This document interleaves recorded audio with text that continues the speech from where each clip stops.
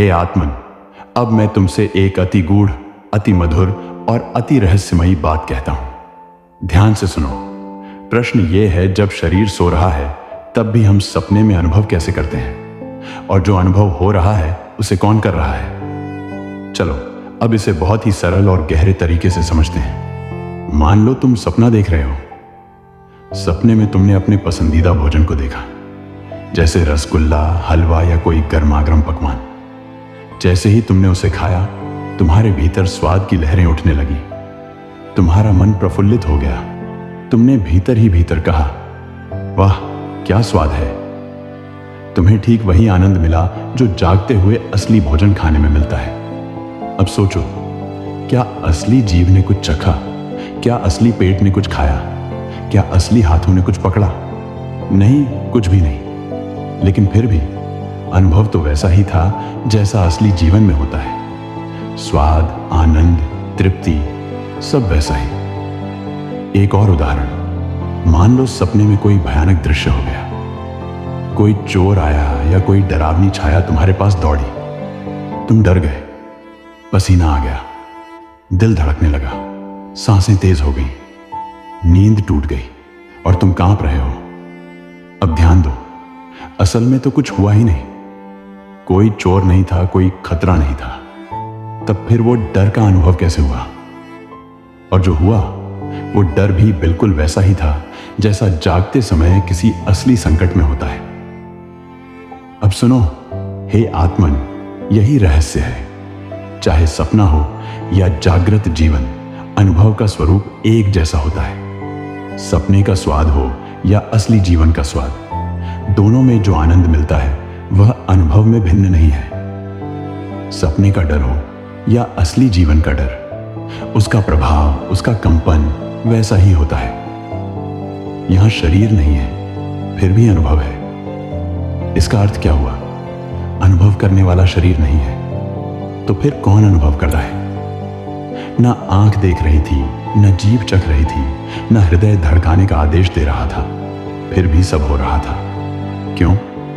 क्योंकि वहां था एक अदृश्य, जागृत, साक्षी तत्व जो देख रहा था, जो स्वाद ले रहा था, जो डर रहा था, जो आनंदित हो रहा था। वही है आत्मा, वही है चेतना, वही है तुम्हारा सच्चा मैं। अब सुनो, जो उस स्वाद को अनुभव कर रहा था वो मन था। जिसके द्वारा अनुभव संभव हुआ वो थी चेतना। लेकिन जो यह सब हो रहा था, उस अनुभव को भी देख रहा था, जो जान रहा था कि मैं स्वाद ले रहा हूं, वही था आत्मा। चेतना एक प्रकाश है जो मन, इंद्रियों और अनुभवों को जगाती है। आत्मा वह स्रोत है जहां से चेतना आती है। जैसे बिजली से पंखा चलता है, पर बिजली सिर्फ माध्यम है। असल में वो ऊर्जा जिससे बिजली बनी, वही मूल है।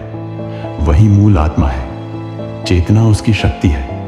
ये जो डर का भाव उठा, वो मन में उठा। मन को यह अनुभव कराने वाली जो शक्ति थी वह चेतना थी। लेकिन जो जान रहा था कि मैं डर रहा हूं, जो इस पूरी घटना को भी शांत भाव से देख रहा था, वही आत्मा थी।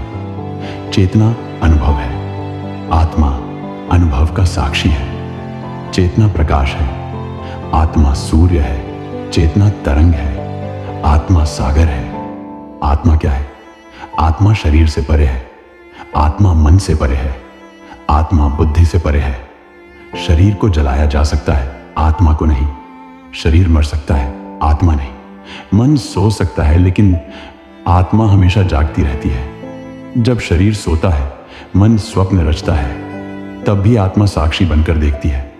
जैसे आकाश सबको धारण करता है, लेकिन उसमें कुछ चिपकता नहीं, वैसे ही आत्मा सब अनुभव करती है, लेकिन वो स्वयं उनमें लिप्त नहीं होती।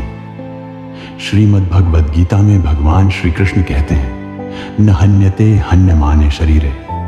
जब शरीर को मारा जाता है, तब भी आत्मा नहीं मारी जाती।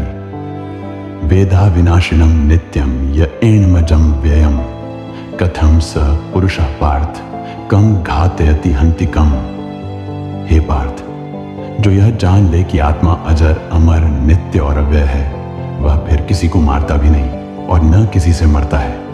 अब तुम सोचो, जब सपने में आनंद या पीड़ा अनुभव हो सकती है बिना किसी बाह्य वस्तु के, तो अनुभव किसका है? शरीर का नहीं, मन का भी नहीं, बल्कि उस तत्व का है जो सदा जागृत है। वह तत्व न कभी सोता है, न कभी मरता है, न किसी वस्तु से बनता है और न किसी क्रिया से मिटता है। वही आत्मा है, वही चेतना है। तो भैया अब सोचो, सपने में जो तुमने अनुभव किया और जागृत जीवन में भी जो तुम अनुभव करते हो, दोनों में अनुभव करता एक ही है, और वह हो तुम। लेकिन वह तुम शरीर नहीं है, नाम नहीं है, दिमाग नहीं है, बल्कि वह तुम चेतन आत्मा हो, भगवान का अंश हो। इसलिए अब यह समझो, जो बिना आंखों के देखता है, जो बिना जीभ के स्वाद अनुभव करता है, जो बिना शरीर के डरता है और फिर भी पूर्ण अनुभव करता है, वह आत्मा है, वह चैतन्य है, वह तुम हो, हे आत्मन। और अब धीरे से आंखें बंद करके अपने भीतर देखो। कोई शांत स्थिर ज्योति वहां जल रही है। कोई देख रहा है न आंखों से, न मन से, बल्कि साक्षी भाव से। उसके दर्शन ही आत्मबोध है, वही मुक्ति का द्वार है। अब तुम पूछते हो सपने में आनंद किसे हुआ? तो उत्तर है, वही कोमल दिव्य चेतन आत्मा जो साक्षी है, जो अमर है, जो भगवान का अंश है, उसी को आनंद हुआ। न शरीर ने खाया, न जीभ ने चखा, फिर भी जो स्वाद अनुभव हुआ वह आत्मा के द्वारा ही अनुभवित हुआ। अब यह ज्ञान केवल बुद्धि में न रहे, हृदय में उतर जाए, यही मेरी प्रार्थना है। तुम्हारा सच्चा रूप वही है जो अनुभव करता है, जो प्रेम करता है, जो जानता है, जो चेतन है।